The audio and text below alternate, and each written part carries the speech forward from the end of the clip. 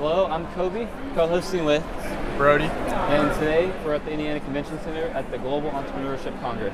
Today we're interviewing I'm Reese Becker. I'm Brendan Cassidy. And I'm Max Schlegel. and we're going to find out a little bit about their business. So, would you like to start? Take it away. Yeah. So we are Junk Armor. We are revolutionizing the athletic cup. So traditionally, 87% of athletes right now are not wearing an athletic cup. It's because it's extremely uncomfortable.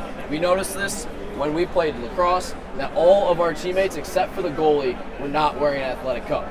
Obviously, this is a huge problem because every other practice, somebody was getting hit in the nuts and going down for a long time. Also, the future complications of this are terrible.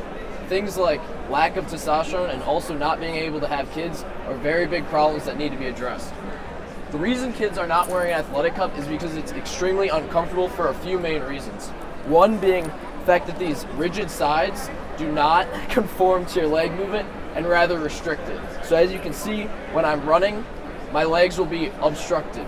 With our athletic cup, we implement impact protection foam that'll conform to the legs movement rather than restrict it. We've also implemented a much narrower cup tip that'll fit between most athletes' legs than the traditional one. These innovations make our cup much more comfortable to wear and is how we are going to revolutionize the athletic cup.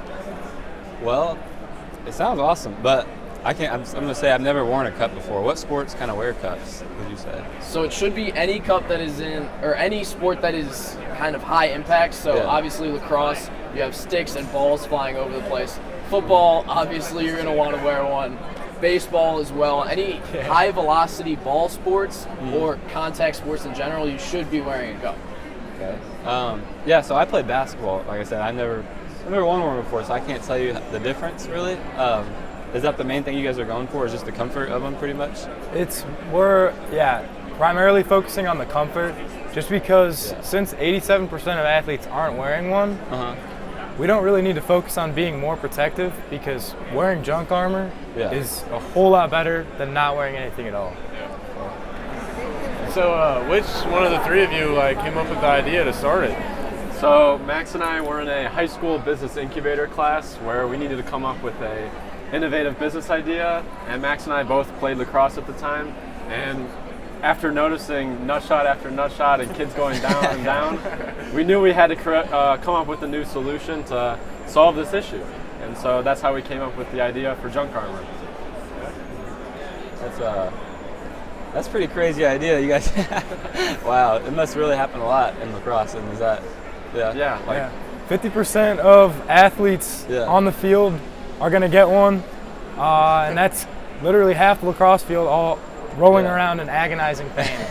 So have you guys started, working on, I know this is the demo here, like a finished product. Have you guys begun working on that?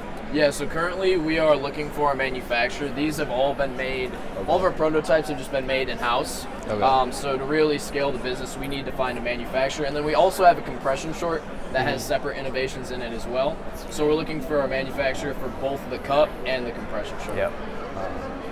So do you guys have a timeline on that you're kind of looking for?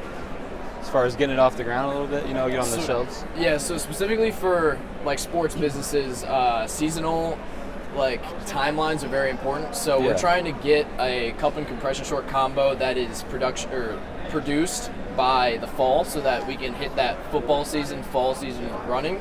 And then also, if we can't hit that, then the next deadline is spring season. That's when we get the baseball, lacrosse season, which should be our biggest season. So either if we can't hit the fall timeline, we're straight ahead for the spring. I see. So it's a very niche market. So it's only towards males, male athletes, and it's only towards a select sport, select sports.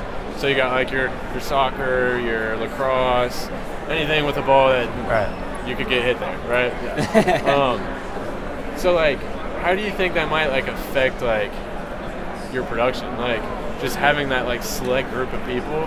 And what kind of stores are you looking to get into? Are you looking to get into a Dick's or something like that? So the market is actually bigger than you think. there's 100,000 lacrosse players in Illinois alone. High So school, that's just our high school. lacrosse players in Illinois alone. So that's our initial market that we're going to be going after.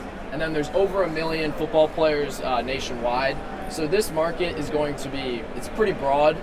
And we're specifically going to be targeting teams to begin with. So that's especially like right off the gate. That's what we're going to do, sell to coaches, high school and college coaches. And then what was your Athletic other question? I'm directors. sorry. Like, are you looking to like get into like? Oh, retail. Like, yeah, retail. So obviously, yeah, Dick's, Target, any sort of retail that's already selling like a traditional athletic cup, we want to put our cup right next to it and drive them out. Yeah, exactly. Yeah. What year are you guys in college? We're all going to be sophomores next All year. gonna be- so- I am Bloomington. Okay. Yeah. No, thank you. That's awesome. And this is your guys' first Congress, I'm guessing. Yeah. You guys enjoyed it so far? Oh Yeah, yeah, it's been Great. amazing. Good Met to some meet really everybody. interesting people from all over the place that we wouldn't have really had an opportunity to talk to before. And we're just really grateful to have been invited here in general, let alone being able to represent the university that we attend. Yeah. So I know this Congress has people from all over the country, or all over the world, really, right? Have you met anyone that from a different country that kind of uses this thing? You know, different sports in other countries? Talk about cricket.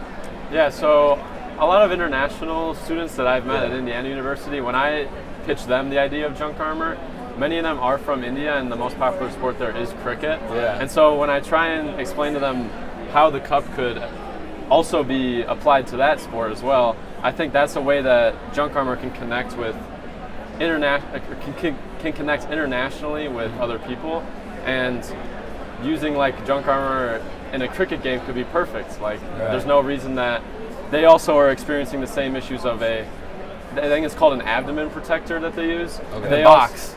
Yeah, and it's also just extremely uncomfortable, and many athletes are probably experiencing the same issues as lacrosse players, baseball players, and we are, I assume all of us would be 100% fine with tapping into that market and going to India. And Yeah, it's the second most popular sport in the world, and Yeah. cricket nut shots are pretty brutal. I don't know if you've ever. Right, and that could be huge, like you said. It's the second largest.